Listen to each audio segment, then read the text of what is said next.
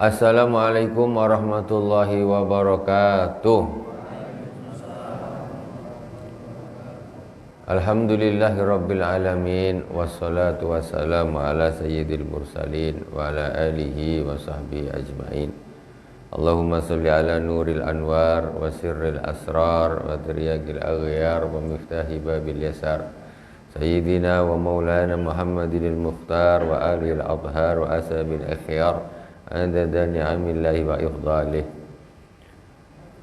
Jamaah Masjid Al-Hikmah yang dirahmati Allah Subhanahu wa taala, mari kita membaca Al-Fatihah kepada baginda Rasulullah SAW, pada para anbiya, para sahabat, tabi'in, tabi'in, para auliya wasyuhada wassalihin wa jami' masyayikhina fid din, khususan Abu Ya Sayyid Muhammad bin Alwi Al-Malik Al-Hasani wa Abu Ya Sayyid Ahmad bin Sayyid Muhammad Al-Malik Al-Hasani wa ila al-Imam Sayyid Abdullah bin Alwi Al-Haddad.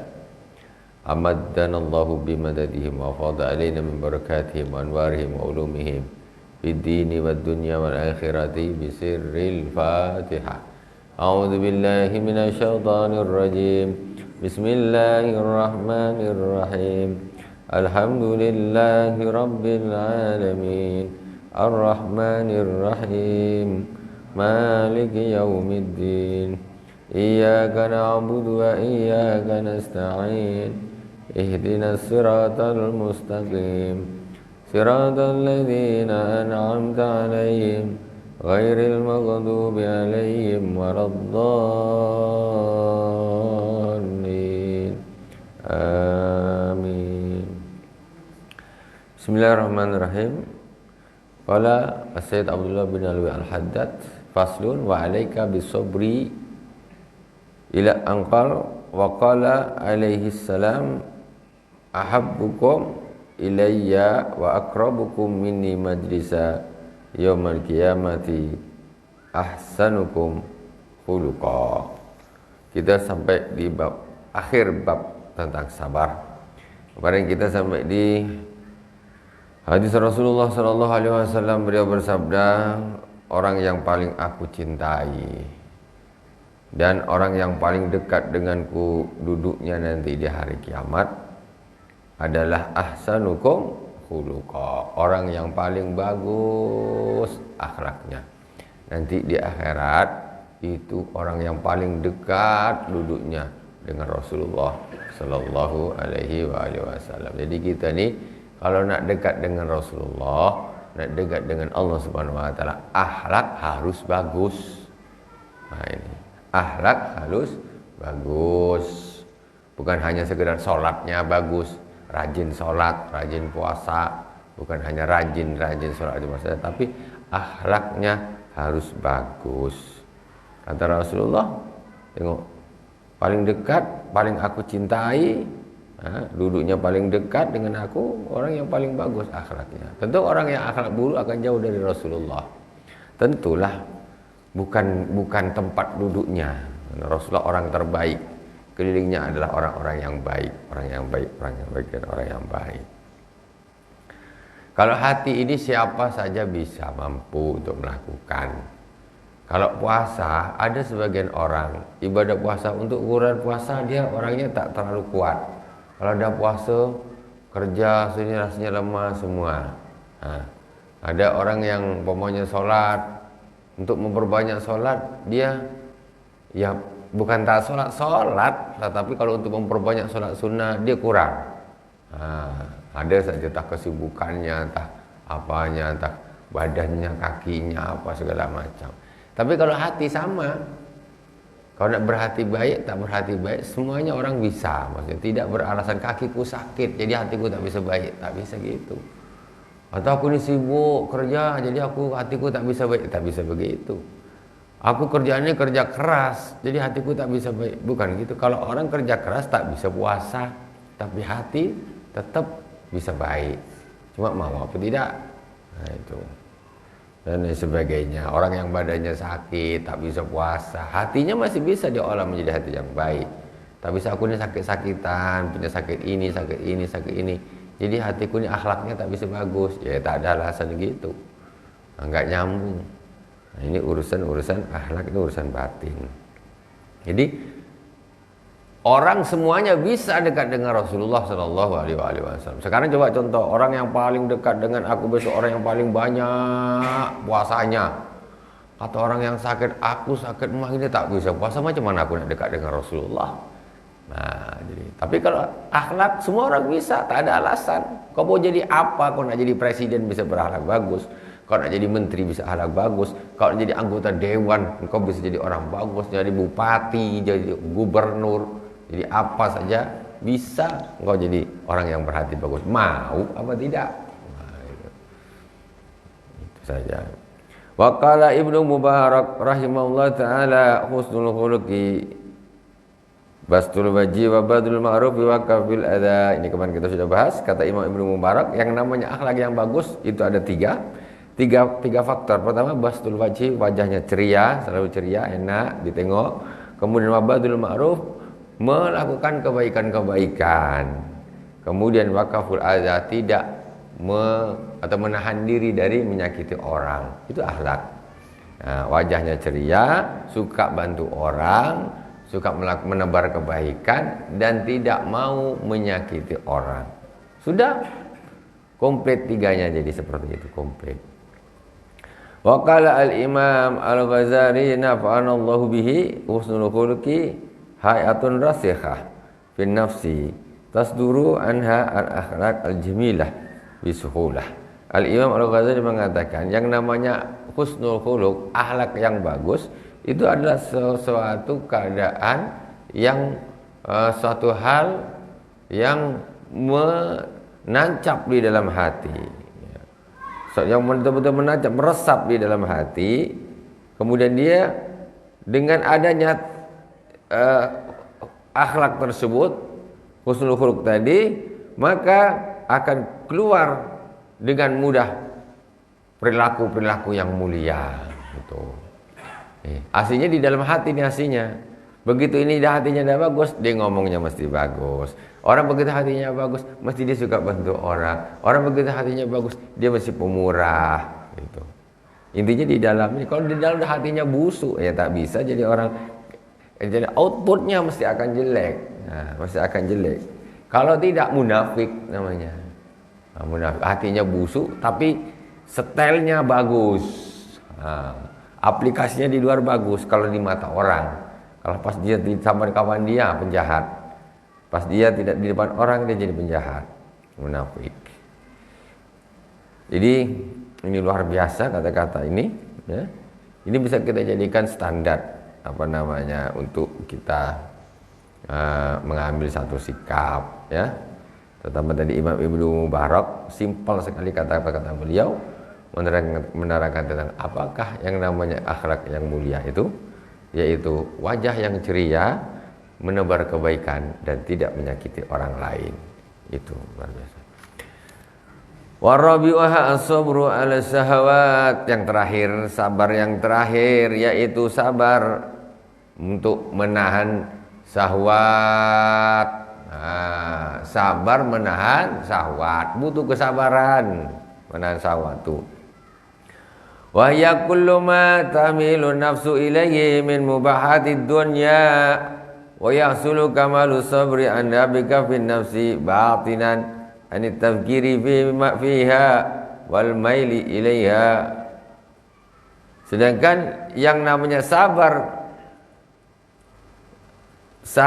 menahan syahwat itu, yaitu segala sesuatu kullu ma tamilun nafsu ilaihi min mubahati dunya, yaitu segala sesuatu, cenderungnya hati terhadap segala sesuatu yang diperbolehkan. Segala sesuatu duniawi yang diperbolehkan, ini mestinya ini ditahan. Apalagi ya, kita dah tak bahas yang diharamkan, haram tentu harus dilawan, tentu. Jadi yaitu menahan segala sesuatu yang hati ini cenderung kepadanya dari hal-hal mubah yang duniawi. Apa hal mubah yang duniawi, Bu?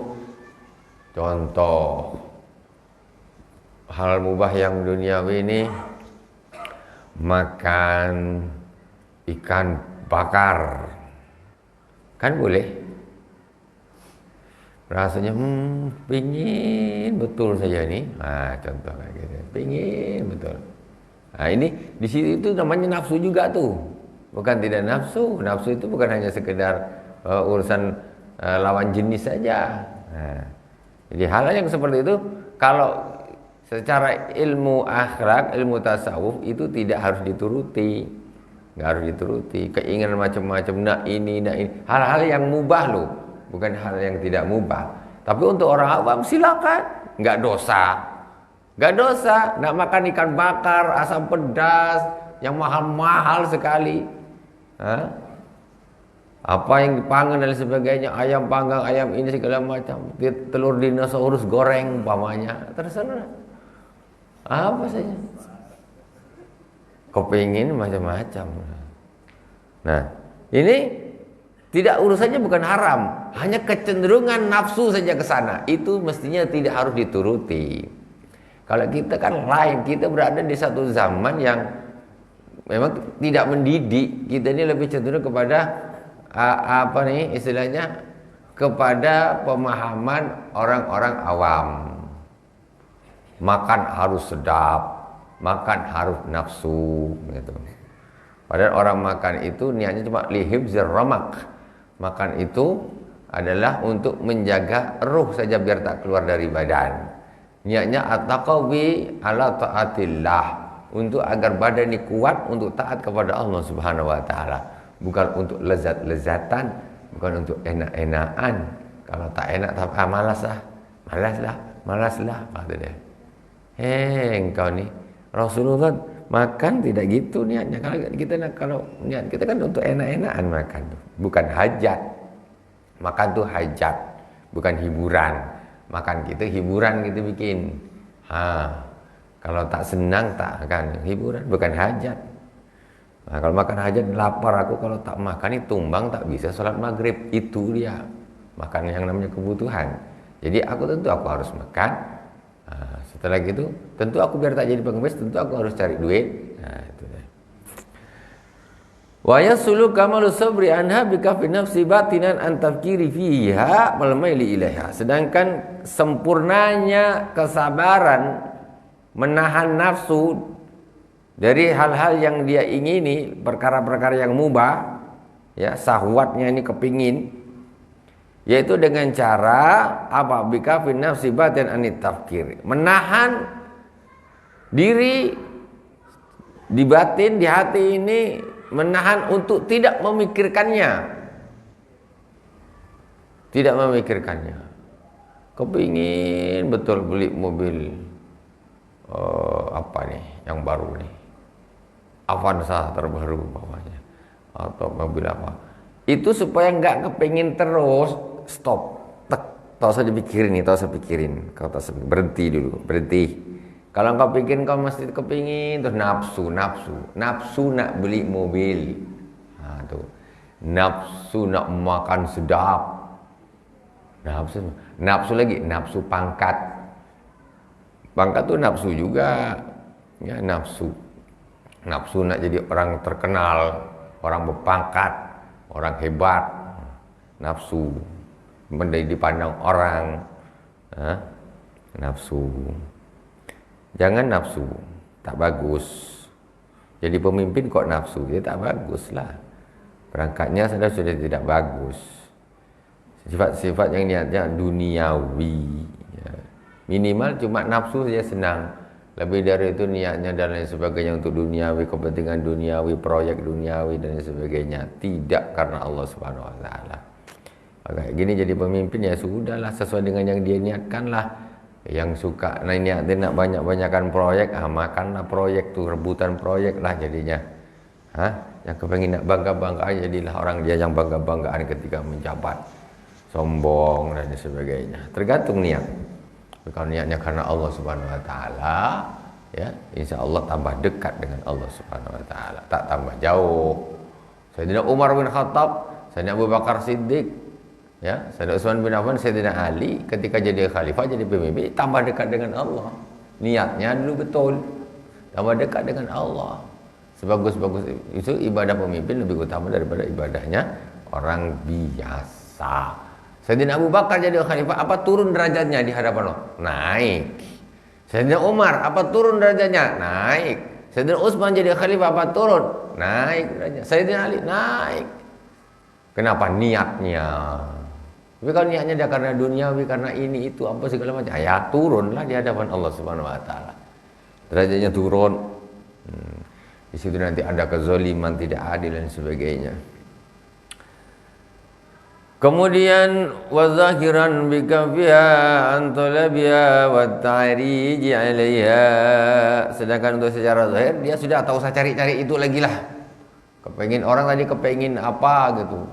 Sudah kau tak usah pikirkan. Di dalam hati pikir kau tak usah pikirkan lagi. Secara zahir kau sudah tak usah cari. Itu nafsu. Ya Allah. Susah betul tuh kalau nak ngelawan nafsu itu paling susah. Makanya kata Rasulullah Shallallahu Alaihi Wasallam ketika dengan para sahabat pulang dari berperang, kata Rasul, jihad rojakna min jihadil asghar ila jihadil akbar. Kita ini pulang dari jihad kecil, kata Rasulullah, menuju ke jihad besar. Sahabat bingung, jihad kecil yang pegang pedang teng kepala antara putus dan tak putus, tak kepala kaki, tak kaki perut, pergi berenang berempat, kan? Ya itu. Jadi pergi 100 orang, 1000 orang, balik berkurang. Yang kayak gini kata Rasul ini jihad kecil. Terus jihad besarnya apa sahabatnya? Ya Rasulullah, wa ma jihadul akbar. Jihad yang akbar itu apa ya Rasulullah? Kata Rasul, jihadun nafsi. Itu jihad melawan hawa nafsu. Susah. Jadi kita kadang-kadang kita orang awam ini kadang masalah hawa nafsu ini hanya sebatas yang haram-haram saja yang dianggap nafsu. Tetapi sebetulnya orang-orang yang saleh, para aulia, mereka bukan hanya sekedar yang haram-haram, yang mubah saja. Kalau itu keinginannya kok dari hawa nafsu, tidak karena Allah Subhanahu wa taala, itu dihindari oleh mereka. Bahwa segala sesuatu yang keluar ini, keinginan yang keluar, yang niatnya tidak karena Allah, yaitu murni karena dirinya sendiri, keinginannya sendiri, hawa nafsunya sendiri, di-cut sama mereka, tidak mereka turuti. Apa saja. Nah, itu kayak gitu. Ini nama high class. Jadi hamba Allah yang kelas tinggi.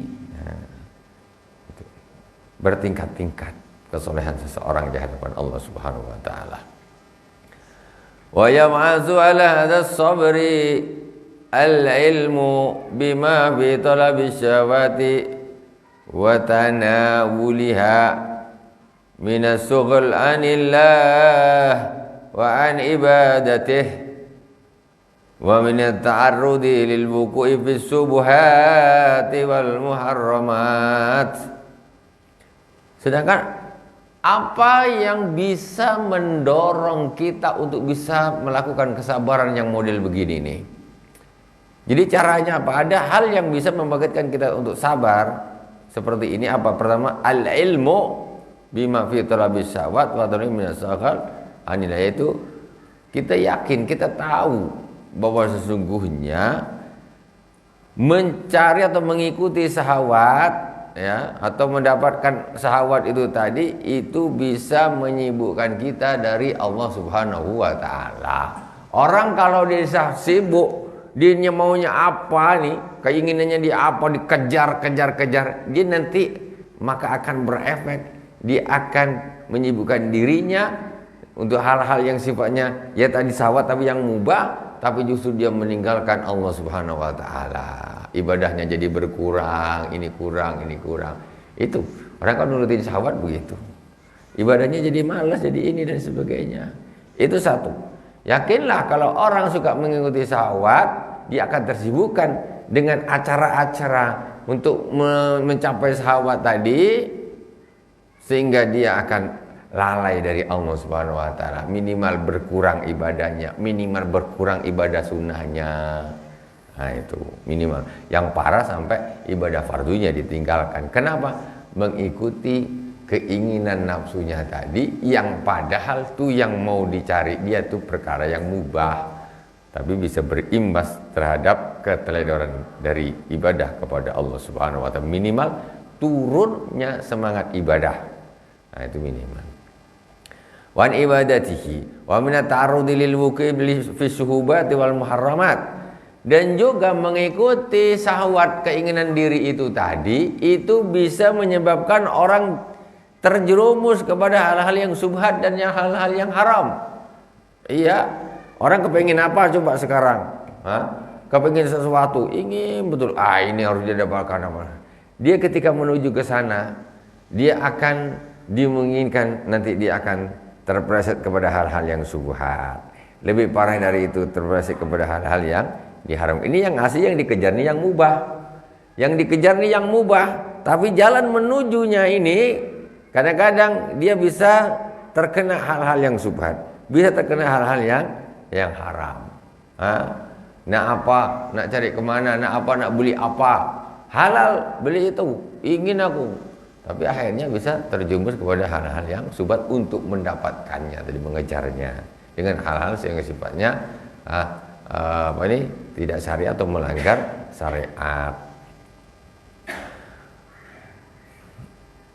Wa min hayajanil hirsi 'ala dunya wa hu bil baqa'i fiha wa tamattu'i bisawatiha. Orang ini kalau mengikuti hawa nafsu, ya, dia akan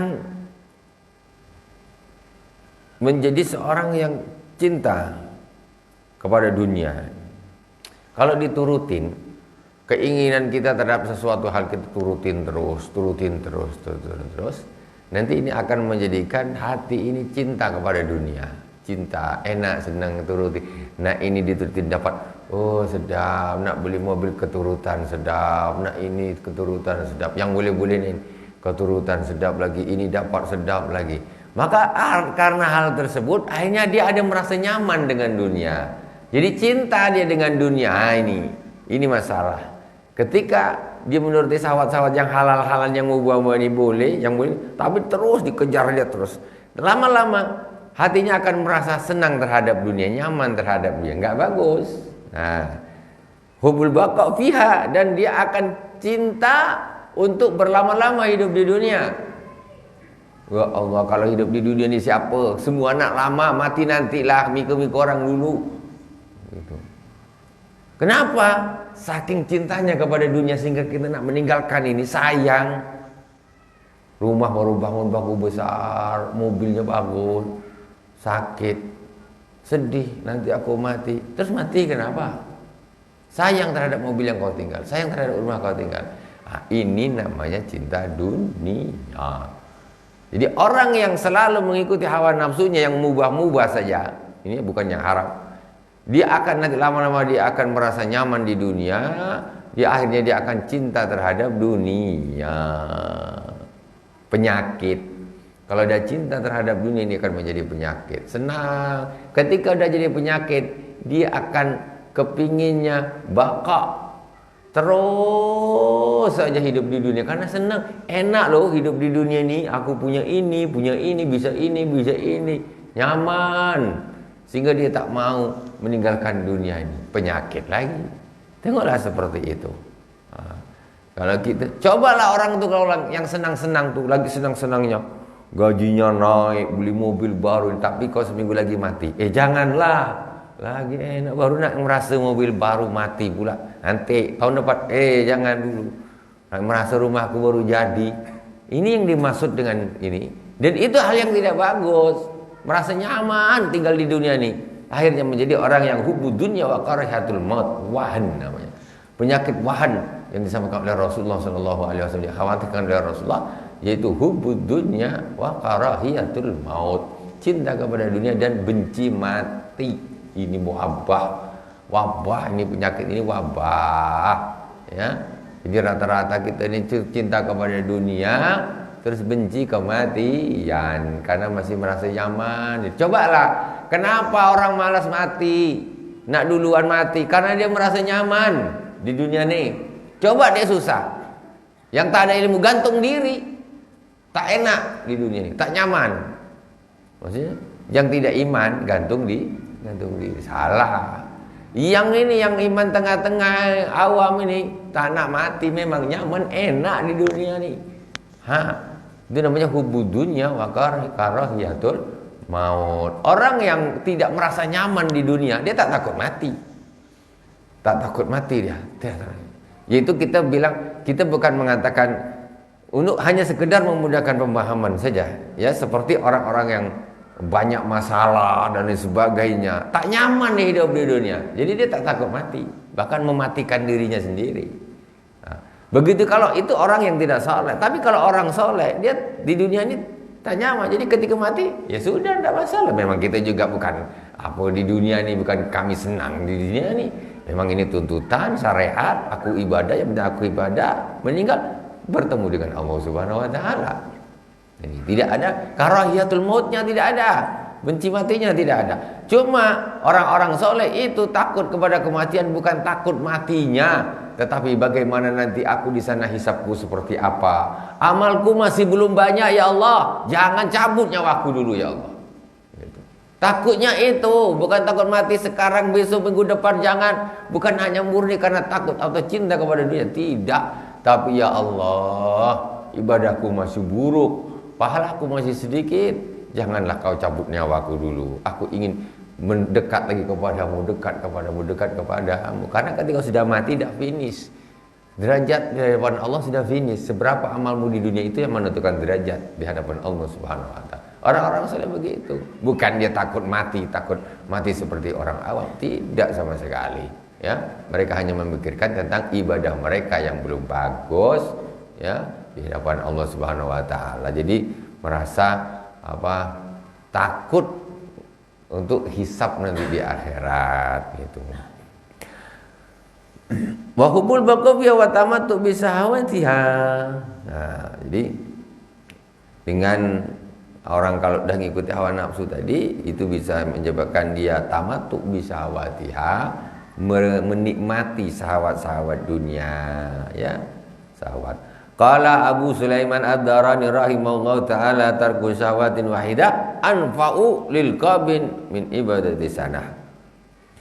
Wa man admana sabra. Al-Imam, ini bukan hadis ya, tetapi kaulnya para ulama. Abu Sulaiman Ad-Darani mengatakan tarku syahwatin wahidah anfa'u lil qalbi min ibadati sanah. Jadi meninggalkan satu syahwat itu lebih bermanfaat untuk hati daripada ibadah setahun. Ibadah sunnah setahun, ibadah tapi syahwatnya jalan terus. Ini dia menahan diri, ini syahwat ini tak boleh. Tahan, bukan tak boleh, maksudnya ini lebih bagus ditahan. Jangan. Ini dikata ini lebih bermanfaat daripada ibadah satu tahun. Ini apa? Kata-kata hikmah. Kata-kata hikmah seperti ini. Ya, dari situnya maksudnya, karena berapa banyak orang yang sholat tapi gila dunia. Berapa banyak orang yang suka puasa tapi gila dunia. Jadi dia casing, Islam casing, tapi hatinya belum. Hatinya masih harus diperbaiki yang banyak, akhlaknya dan sebagainya. Bergumul cinta dunia ini memang penyakit. Para ulia, orang-orang saya selalu mewanti-wanti, jangan cinta dunia, jangan cinta dunia, jangan cinta dunia. Jadi itu adalah satu hal yang harus diterapkan oleh seorang hamba Allah Subhanahu wa taala yang ingin betul-betul dekat dengan Allah Subhanahu wa taala. Wa man adbana sabra an sawati akramahullahu taala bi ikhraji hubbiha min qalbihi hatta yasbira, yaqulu kama qala ba'dul arifin, astaghi an astahi la atruka ma astahi fala ajidu ma astahi wa billahi taufiq. Barang siapa yang merutinkan, menanamkan kesabaran dari syahwat-syahwat, keinginan-keinginan duniawi, ditahan, betul ditahan, maka Allah Subhanahu wa taala akan mengeluarkan cinta dunia itu dari dalam hatinya. Nah, orang kalau mau nahan syahwat yang diperbolehkan ya, bukan yang haram atau haram otomatis ditahan betul ya, maka Allah akan memuliakan orang tersebut dengan mengeluarkan cinta dunia itu dari dalam hatinya.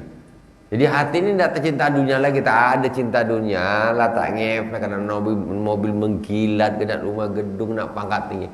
Ta'ala Allah itu saja. Allah kita ini cuma di dunia ini sementara saja, tak ada cinta dunia.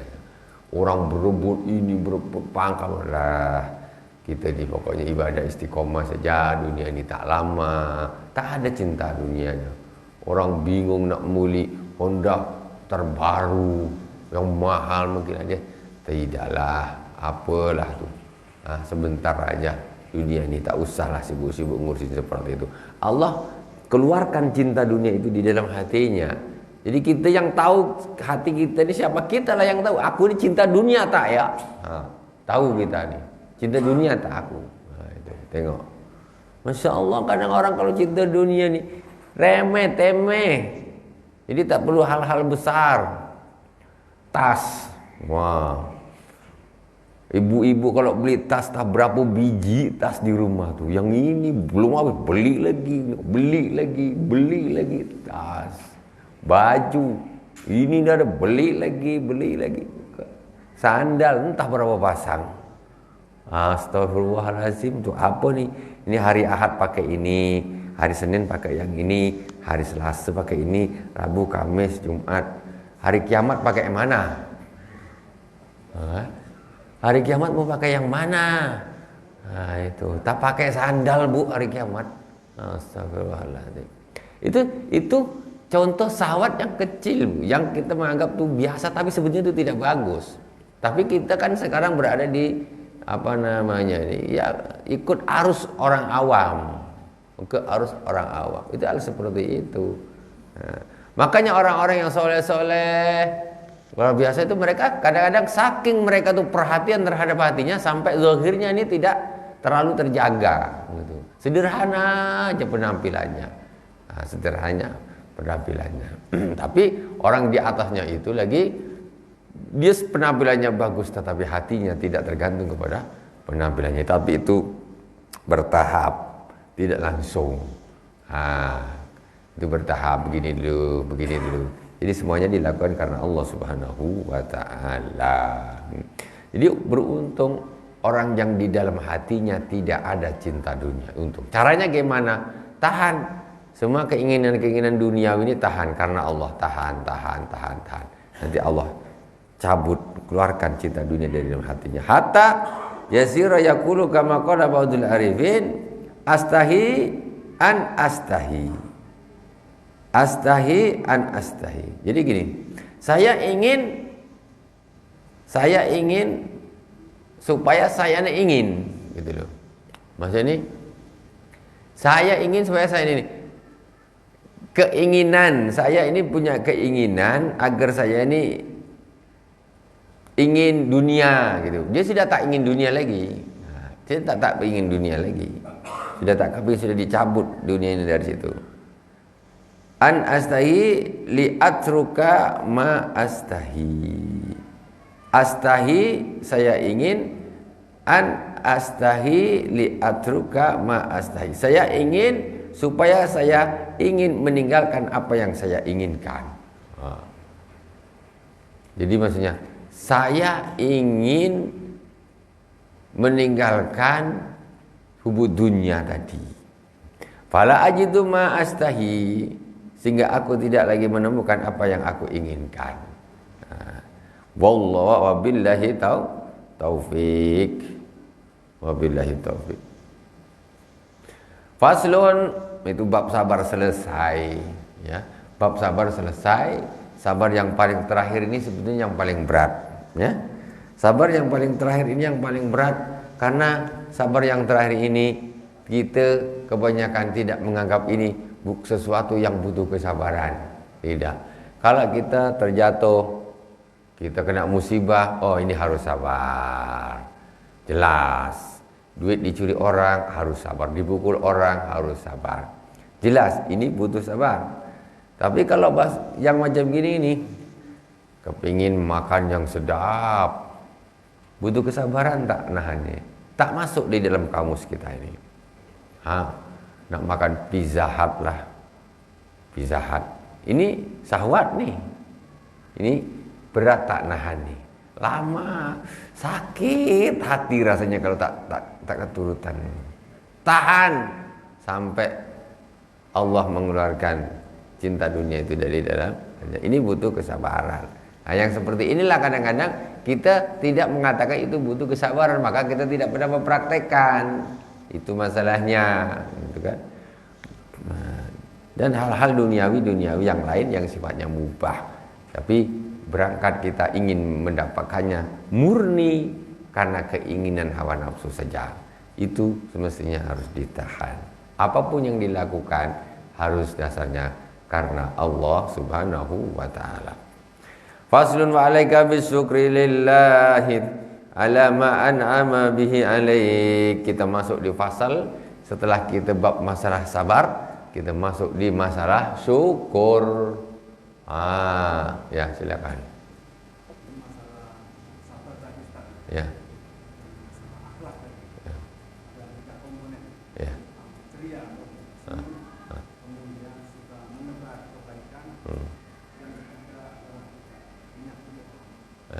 Kalau salah satu komponen yang agak susah itu ceria ini, Ustaz. Ya. Orang yang rajin sholat baik, tapi maaf, Ya. tidak pernah senyum gitu. Salaman tidak pernah senyum. Apakah termasuk akhlak? Ya jelas lah. Coba kalau Nabi macam gitu, macam mana? Rasulullah. Rasulullah kok macam gitu sama Sayyidina Abu Bakar? Macam mana Nabi kok kayak gini? Ya tak asik lah. Rasulullah itu bukan ceria dia, makanya orang banyak suka sama dia. Itu baru Nabi kayak gitu, orang suka. Sekarang dia nih rajin sholat, tapi orang nggak pada suka. Orang itu di hadapan orang itu, dia derajatnya itu nampak ketika di hadapan orang seperti apa. Di surga kayak gitu. Ahli-ahli surga itu orang ceria, enak gitu. Kalau di dunia ini dah tak di surga, di akhirat gitulah tuh nanti itu. Di akhirat gitulah. Karena di surga dia orangnya ceria gitu. Ceria. Kok bawahnya sumpek melulu, hatimu ada apanya sih? Cerialah sama orang. Itu tanda-tanda ahli surga.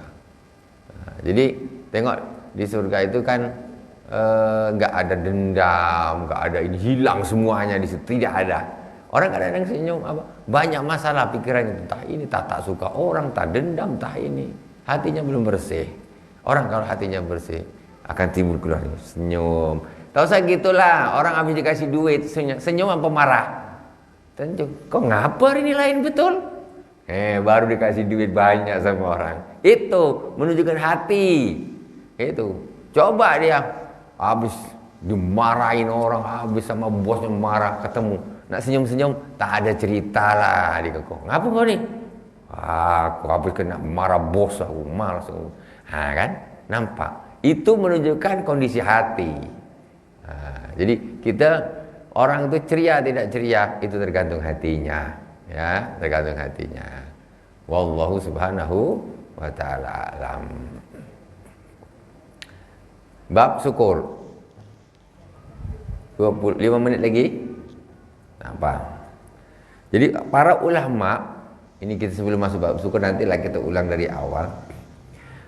Para ulama sekarang ada satu perbedaan pendapat di para ulama. Manakah yang derajat yang lebih tinggi? Derajat syukur apa derajat sabar? Ini. Derajat syukur sama derajat sabar ini makom.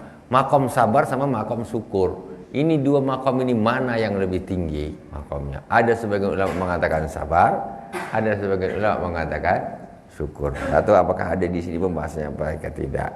Yang jelas kita nih tergantung Allah kita nak taruh di mana. Kalau taruh kita di arena-arena yang butuh kesabaran, ya kita harus jadi orang sabar. Kalau Allah taruh kita di tempat arena yang kita butuh khusus, kita harus syukur. Jadi kita tetap mendapatkan fadilah semuanya. Makanya dikatakan orang Islam itu, orang mukmin itu tidak ada yang bernasib sial, nggak ada Pak. Orang Islam itu nasibnya pasti nasibnya nasib baik. Nasib baik macam mana? Kalau dia dapat nikmat dia bersyukur. Orang dapat nikmat syukur, tentu dia nasibnya baik kan. Ini yang satu dia tidak dapat nikmat, malah kena bencana, sabara, dia sabar. Innallaha ma'as sabirin, nasibnya baik juga, dia bersama dengan Allah Subhanahu wa ta'ala. Enggak ada sial. Jadi intinya apa? Dua hal ini kita harus aplikasikan dua-duanya, tinggal Allah taruh kita di tempat yang mana. Di lahan-lahan butuh sabar kita harus sabar, di lahan-lahan yang butuh syukur kita harus syukur. Banyak orang yang kaya nggak syukur, banyak. Mestinya dia taruh di lahan yang bersyukur, dia tak syukur. Tak syukurnya ngapa? Kaya tak sholat, itu namanya orang tak syukur. Kaya tak ibadah, namanya tak syukur. Kaya bakhil, itu namanya tak syukur. Itu. Kau ini miskin, orang miskin tak sabar, miskin tak sholat, namanya miskin tak sabar. Dua-dua orang ini, yang kaya pun salah, yang miskin pun salah. Mestinya orang miskin tuh sabar, terima, ridho sama Allah, ibadah tetap jalan. Dia kayak protes sama Allah dia. Malaslah aku sholat, Allah tak kasih aku duit. Bahasa itunya kayak gitu, saudara kan? Allah tak kasih aku, malas aku sholat. Kayak secara bahasanya kalau dibahasakan tuh begitu, macam protes sama Allah, geram aku Allah tak kasih duit, aku suruh sholat pula. Kan? Tapi kalau orang yang sabar tidak, kayak apapun dia sabar, ya tak apa-apa, aku tetap sholat ya Allah. Seperti apapun aku tetap sholat, aku tetap menyembahmu, aku tetap komitmen terhadap ibadah. Yang kaya juga gitu. Sekarang ini kan masalahnya kadang-kadang yang jadi masalah, yang kaya nggak syukur, yang miskin nggak sabar. Itu yang jadi masalah, carut marutnya ini. Jadinya begitu. Kalau miskinnya sabar-sabar, yang kaya syukur-syukur, tentram semuanya. Yang miskin pun tersenyum, yang kaya apalagi, kan gitu. Wa alaika bisyukri lillahi ala ma an'ama Allahu bihi alaik wa ma bika min ni'matin fi dhahirika wa batinika wa dinika wa dunyaka illa wahya minallahi ta'ala. Wajib bagimu bersyukur kepada Allah Subhanahu wa ta'ala atas apa saja yang Allah berikan nikmat itu kepada engkau. Wa ma bika min ni'matin fi dhahirika wa batinika wa dinika wa dunyaka illa wahya minallah. Apapun nikmat yang ada padamu, apapun iman yang ada padamu, baik yang nampak dari zahir ataupun dari batin. Nikmat itu bukan cuma duit. Zaman sekarang ini terlalu dikerucutkan. Yang namanya nikmat itu duit. Tak, itu zahir, duit, oke, zahir. Batin, ada lagi nikmat batin. Alhamdulillah Allah kasih saya rasa sabar, kasih apa, kasih nyaman, tentram. Wadinik, agama Allah jadikan saya orang Islam, orang beriman, tak jadi orang tinggal di Israel sana, di Tokyo sana, jatah agamanya apa.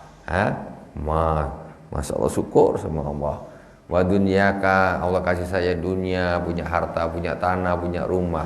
Illa wahya minallahi ta'ala, illa wahya minallahi ta'ala, wa itu semuanya adalah dari Allah Subhanahu wa ta'ala. Qala Allah Ta'ala wa ma bikum min nikmatin fa minallah. Apa-apa yang ada pada kalian dari nikmat-nikmat itu semuanya dari Allah Subhanahu wa ta'ala. Subhanakallahumma bihamdik asyhadu an la ilaha illa anta astaghfiruka wa atubu ilaik. Wa sallallahu ala sayyidina Muhammadin wa ala alihi washabihi wa baraka wasallam. Alhamdulillah rabbil alamin. Wassalamualaikum warahmatullahi wabarakatuh.